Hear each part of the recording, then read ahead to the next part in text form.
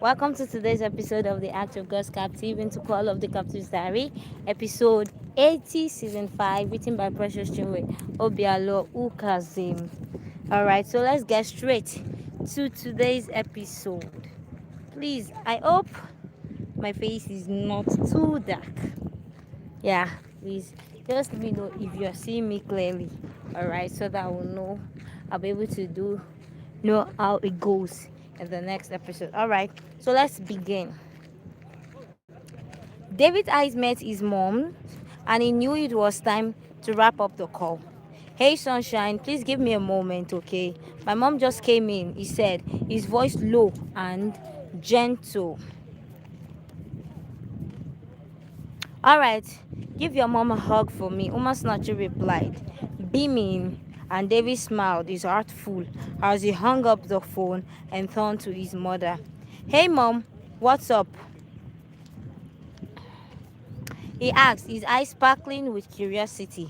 His mother's face was a picture of joy. Her eyes screened at the corners as she gazed at her son.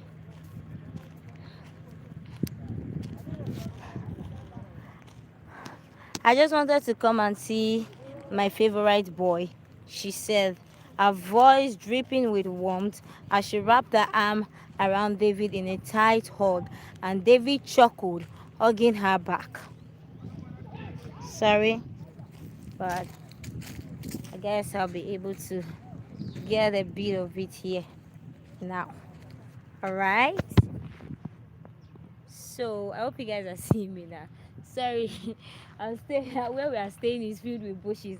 We can actually say I'm staying in a bush, so please let me just continue it this way. Alright, so his mom came in. So I just came to see my favorite boy. That's what she said. She said, then I'm your only boy, mom, he replied confidently, and she smiled, her eyes shining with pride. Of course, you're my only boy and you'll always be my favorite, she affirmed as they hugged. David filled her on the conversation with Unamdi and Chizaram, knowing that she was a conversation with Unamdi and Chizaram, knowing that she was itching to know the outcome. He told her about the compulsory 3-month premarital counseling condition Apostle and his wife had given them, and his mother listened, her face beaming with her face was beaming with smiles and with approval, her eyes sparkling with excitement. That's okay. 3 months is very much okay, she exclaimed, supporting Unamdi and Chizaram's decision. I'm so proud of you, son, she said, her voice filled with emotion. You are making the right decision. I know you'll both be happy together, she told him, and David smiled, feeling grateful for his mother's support. Thanks, mom. We just have to get through the next 3 months, then we'll be ready to start our new life together, he said, wearing a big smile. His mother's eyes lit up, her mind already racing with wedding plans. And that gives me just enough time to plan the perfect wedding for my only son, she said, her voice barely above a whisper as she began to mentally plan the decorations, the flowers, and the guest list. David laughed, knowing his mother and knowing that she would stop at nothing to make the special day unforgettable. Thank you, mom. He appreciated her support again. Her eyes sparkled with excitement as she envisioned the perfect wedding, her mind racing with ideas and possibility. She snapped back into focus and fixed her gaze on David, her expression serious. I want it to be a big wedding, David, with all our family and friends. I want the whole world to know how happy you are and how proud I am of the man you've become, she told him, and David heart swelled with love for his mother. He knew he couldn't ask for a better parent. Thank you, mom, he said, his voice filled with emotion, knowing his mother was in her element, and he was happy to let her take the reins. Her face softened and she wrapped her arms around David, holding him close. I love you too, son. You're my everything, and I just want you to be happy, she said. And David couldn't help but think about Masinachi and how she would fit perfectly into their little family. Having her is the only thing that will make him happy, and he couldn't wait for them to start their new life together. And he knew his mother was just excited. When she finally pulled back with a mischievous sparkle in her eye, she said, now let me go call my event planner to come over tomorrow so we can get started already. We have a wedding to plan and not a lot of time to waste, she said, standing up to her feet in excitement, and David was just laughing. I hope you guys are seeing my face. Please, oh.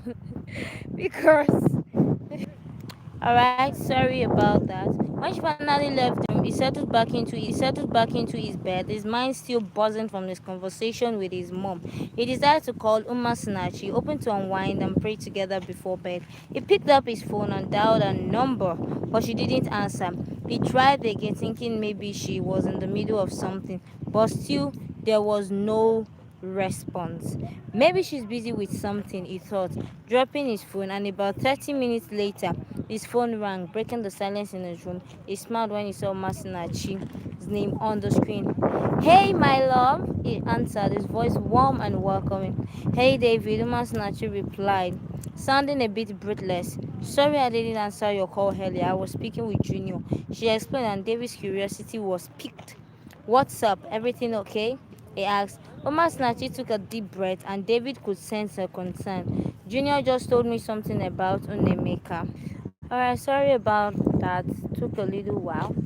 So, and it's really getting to him. He's feeling so stressed and down. She counted what Junior had told her, and David's face was crowned with concern. Oh, I'm so sorry to hear that he's going through this.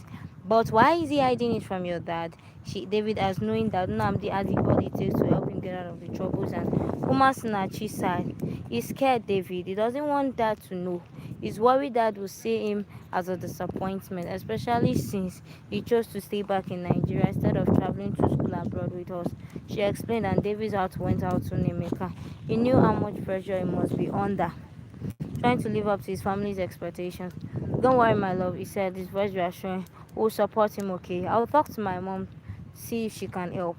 He told Anuma Snatchy I lit up. Do you think she can help? David asked, curious, and she asked, curious, and David nodded. I'm sure she can. She's the VC after all. He replied. His mind was already racing. He knew his mother, Professor Anita, was the vice chancellor of Unemeka School. She might be able to help. I need to talk to my mom now, he said with determination in his voice. She can sort this out, he added, then hanged up. Meanwhile, tension filled the air in Johnson's home as he and Joy stood in the living room, the silence between them thick with unspoken accusation. The WhatsApp message that popped up on Johnson's phone had opened a Pandora's box, revealing a secret he had kept hidden from his wife.